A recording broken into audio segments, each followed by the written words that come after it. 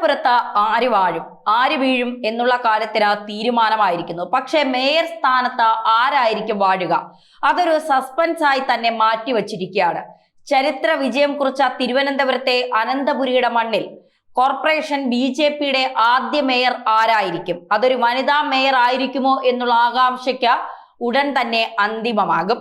BJP ജില്ലാ president VV Rajesh, മുൻ DGP R Sreelekha, Karamana Ajith എന്നിവരുടെ പേരുകൾക്ക് മുൻതൂക്കം ലഭിക്കുന്നെങ്കിലും അന്തിമ പട്ടികയിൽ ഒരു സർപ്രൈസ് ഉളവാകുന്ന പേര് കൂടി ഇടം പിടിക്കാൻ സാധ്യതയുണ്ട്. അത് തള്ളിക്കളയേണ്ടതില്ല എന്ന സൂചന കഴിഞ്ഞ ദിവസങ്ങളിൽ തന്നെ നൽകിയിരുന്നു.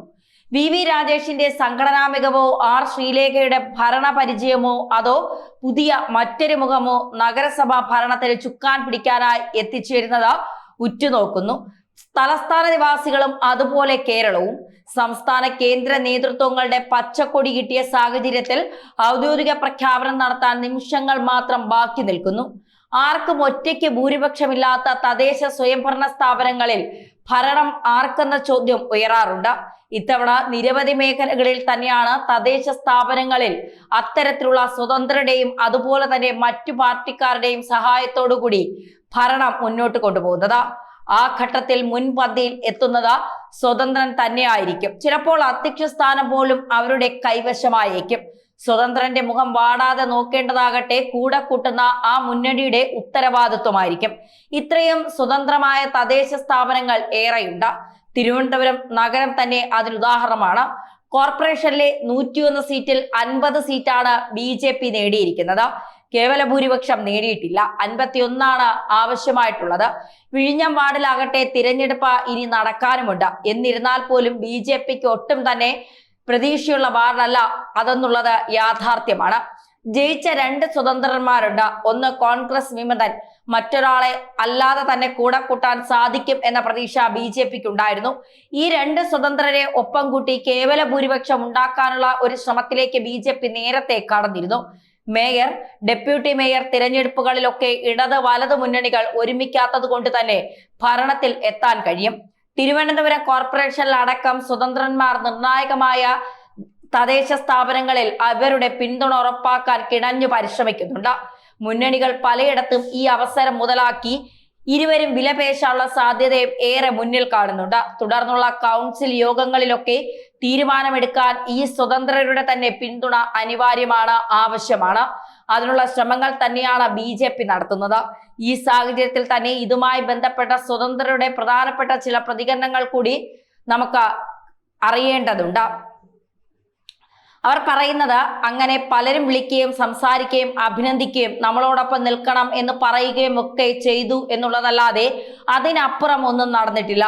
എന്തായാലും സ്വതന്ത്രന്മാർ പറയുന്നത് തങ്ങൾക്ക് ഒരുപാട് കാര്യങ്ങൾ ഇതുമായി ബന്ധപ്പെട്ട് തങ്ങളെ ആരും വിളിച്ചിട്ടില്ല, പലരും വിളിച്ച് അഭിനന്ദിച്ച് കൂടെ നിൽക്കണമെന്നൊക്കെ പറഞ്ഞതിനപ്പുറം മറ്റു കാര്യങ്ങളിലേക്ക് ആരും ചർച്ച ചെയ്തിട്ടില്ല എന്നുള്ളതാണ്. പക്ഷെ തിരുവനന്തപുരത്തെ സംബന്ധിച്ചിടത്തോളം അമിത്ഷായുടെയും മോദിയുടെയും പ്രത്യേകമായ ഒരു കൈകടത്തൽ അല്ലെങ്കിൽ സ്വാധീനമൊക്കെ അവിടെ ഉണ്ടാകും. അതുകൊണ്ട് തന്നെ ആദ്യമായി തിരുവനന്തപുരത്തെ മേയർ ഭരണം അല്ലെങ്കിൽ തിരുവനന്തപുരം കോർപ്പറേഷൻ ഭരണം കിട്ടുമ്പോൾ അത് ചരിത്രം തന്നെ സംസാരിക്കുന്ന തരത്തിലേക്ക് മാറണം എന്നുള്ള ഒരു നിർബന്ധം BJPയെ സംബന്ധിച്ചിട്ടുണ്ട്. അതുകൊണ്ട് തന്നെ BJP ആ ഒരു രീതിയിലായിരിക്കും മുന്നോട്ട് പോകുന്നത്. അതായത് ശ്രീലേഖ IPS കേരളത്തിലെ ആദ്യ മുതിർന്ന വനിതാ പോലീസ് ഉദ്യോഗസ്ഥ.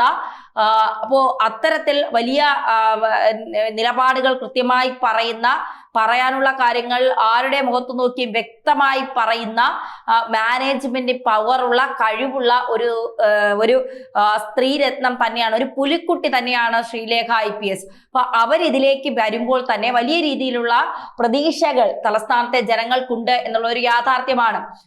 തിരുവനന്തപുരം കോർപ്പറേഷനിലെ മേയറെ തീരുമാനിക്കാനുള്ള ചർച്ചകൾക്ക് BJP സംസ്ഥാന അധ്യക്ഷൻ രാജീവ് ചന്ദ്രശേഖർ ഡൽഹിയിലേക്ക് യാത്ര തിരിച്ചിരുന്നു. പ്രധാനമന്ത്രി നരേന്ദ്രമോദി അടക്കം പ്രധാന കേന്ദ്ര നേതാക്കളുമായി കൂടിയാലോചന നടത്തിയതിനു ശേഷമാണ് അന്തിമ പട്ടിക തയ്യാറാക്കിയെന്നാണ് റിപ്പോർട്ടുകൾ സൂചിപ്പിക്കുന്നത്.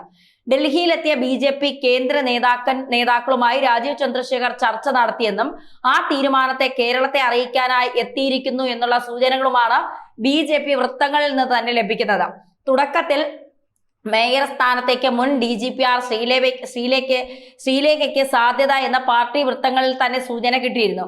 ഡെപ്യൂട്ടി മേയർ സ്ഥാനത്താകട്ടെ ആശാനാഥിനെയും പരിഗണിക്കുമെന്നാണ് സൂചനയുള്ളത്. ഡെപ്യൂട്ടി മേയർ സ്ഥാനം വനിതാ സംവരണമായതുകൊണ്ട് കരുത്തുറ്റൊരു വനിതാ സ്ത്രീ നേതാവ് തന്നെ ആയിരിക്കും ഒരുപക്ഷെ മുൻ DGPR ശ്രീലേഖ, അതല്ലെങ്കിൽ രണ്ടാം സ്ഥാനം ആശാനാഥ എന്ന രീതിയിൽ തന്നെയാണ് ചില പ്രവചനങ്ങളൊക്കെ തന്നെ പുറത്തു വന്നിരിക്കുന്നത്. ശ്രീലേഖയെ മേയർ സ്ഥാനത്തേക്ക് ഉയർത്തിക്കാട്ടുന്നത് BJPക്ക് രാഷ്ട്രീയപരമായി വലിയ തോതിൽ മേൽക്കൈ കിട്ടുമെന്ന വിലയിരുത്തലിലേക്ക് കടക്കുന്നുണ്ട്. കാരണം സ്ത്രീകളെ നേതൃസ്ഥാനങ്ങളിലേക്ക് കൊണ്ടുവരാനുള്ള BJPയുടെ ഒരു പ്രതിജ്ഞാബദ്ധരായി ഉള്ള അവരുടെ ഒരു നീക്കം, അത് അവരുടെ കർത്തവ്യമായി ഉയർത്തിക്കാട്ടാൻ ഈ തിരഞ്ഞെടുപ്പിനെ അവർ ഉപയോഗിക്കുമെന്നുള്ളതാണ്. ഈ കോർപ്പറേഷൻ മേയർ സ്ഥാനത്തെ വിനിയോഗിക്കാൻ കഴിയുമെന്നാണ് BJPയുടെ കണക്കുകൂട്ടൽ. മേയർ സ്ഥാനത്തേക്ക് ഉയർന്നുകേട്ട പേരുകളിൽ മുൻ ജില്ലാ പ്രസിഡന്റ് VV രാജേഷിന്റേതുമുണ്ട്. രാജേഷിനും തുല്യ പരിഗണന തന്നെയാണ് ലഭിക്കുന്നത്. ഡെപ്യൂട്ടി മേയർ സ്ഥാനം വനിതാ സംവരണമായതുകൊണ്ട് രാജേഷിനെ അത്തരത്തിൽ പരിഗണിക്കാൻ കഴിയില്ല. ഒരുപക്ഷെ പരിഗണിക്കണമെങ്കിൽ അത് മേയർ സ്ഥാനത്തേക്ക് തന്നെയായിരിക്കും. അതല്ല എങ്കിൽ BJPയുടെ പ്രധാനപ്പെട്ട മറ്റെന്തെങ്കിലും സ്ഥാനമോ ചുമതലയോ ഒക്കെ നൽകാനുള്ള സാധ്യതയും കൂടുതലാണ്. അതുകൊണ്ട് തന്നെ തുടക്കത്തിൽ ശ്രീലേഖയെ ഡെപ്യൂട്ടി മേയർ ആക്കുന്നത് പരിഗണിച്ചിരുന്നു. എന്നാൽ മേയർ, ഡെപ്യൂട്ടി മേയർ പദവികളിൽ സ്ത്രീകളെ നിയമിച്ചാൽ, 2 പോസ്റ്റുകളിലും സ്ത്രീകളെ തന്നെ നിയമിച്ചാൽ നാരീ ശക്തിയുടെ മാതൃകയായി BJPക്ക് തിരുവനന്തപുരം കോർപ്പറേഷനിൽ മാറാൻ സാധിക്കും. കേരളത്തിലെ ആദ്യത്തെ വനിതാ IPS ഉദ്യോഗസ്ഥയെ കേരളത്തിലെ തിരുവനന്തപുരത്തെ ആദ്യ BJP വനിതാ മേയറായി തിരഞ്ഞെടുക്കുക വഴി അഴിമതിക്കെതിരായ ശക്തമായ ഒരു സന്ദേശം നൽകാൻ BJPക്ക് കഴിയും. പാർട്ടിക്ക് ഇത് സാധിക്കുമെന്നാണ് പാർട്ടി വൃത്തങ്ങൾ തന്നെ സൂചിപ്പിക്കുന്നത്. മേയറായിരുന്ന VV ശിവൻകുട്ടിയുടെയും പിന്നീട് ശിവൻകുട്ടിയുടെ നോമിനിയായി എത്തിയ ആര്യ രാജേന്ദ്രന്റെയും കാലഘട്ടത്തിലെ അഴിമതികളൊക്കെ തന്നെ ഓരോന്നായി പുറത്തു കൊണ്ടുവരുമെന്ന് BJP നേതാക്കൾ ആവർത്തിച്ച് പറയുന്നുണ്ട്.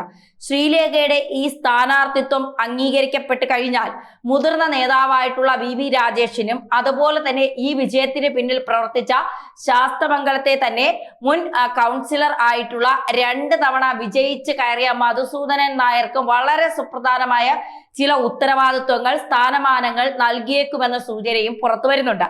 ശ്രീലേഖയുടെ വിജയത്തിന്റെ അടിത്തറ തന്നെ ഇത്തവണ ശബരിനാഥിനൊപ്പം എതിർ സ്ഥാനാർത്ഥിയായി മത്സരിച്ച കവടിയാറിൽ മധുസൂദനൻ നായർ കാരണമാണ് എന്നുള്ള കാര്യം വളരെ വ്യക്തമായി ശ്രീലേഖ തന്നെ എടുത്തു പറഞ്ഞ കാര്യമാണ്. അദ്ദേഹത്തിന്റെ സംഭാവനകൾ ശ്രീലേഖ IPS അടക്കം ചൂണ്ടിക്കാട്ടിയതാണ്. പാർട്ടി നേതൃത്വം അതിനെ കൂടുതൽ പരിഗണിക്കുമെന്നാണ് അറിയാൻ കഴിയുന്നത്. സംസ്ഥാനത്തെ തലസ്ഥാനത്തെ സ്ഥിതിഗതികളൊക്കെ തന്നെ BJP കേന്ദ്ര നേതൃത്വം അതീവ ജാഗ്രതയോടും ഗൗരവത്തോടുമാണ് കാണുന്നത് എന്നുള്ളതാണ്. എന്തായാലും നരേന്ദ്രമോദിയുടെ സോഷ്യൽ മീഡിയ ഹാൻഡിൽ ഉയർന്നു വന്ന ആ പോസ്റ്റിലൂടെയൊക്കെ മനസ്സിലാക്കേണ്ടത് തിരുവനന്തപുരത്തെ മേയർ പദവി രാജ്യമെമ്പാടും ചർച്ച ചെയ്യുന്ന ഒരു വിഷയമാക്കി മാറ്റാനാണ് BJP തീരുമാനിച്ചിരിക്കുന്നത്. അതിലൂടെ കേരളത്തിൽ വലിയ തോതിൽ അക്കൗണ്ടുകൾ തുറക്കാനുള്ള ഒരു വലിയ ലക്ഷ്യമാണ് BJP മുന്നിൽ കാണുന്നത്. നിയമസഭാ തെരഞ്ഞെടുപ്പിലൊക്കെ അത് വലിയ ബൂസ്റ്റ് നൽകുമെന്നാണ് BJP കേന്ദ്ര നേതൃത്വം മനസ്സിലാക്കുന്നത്.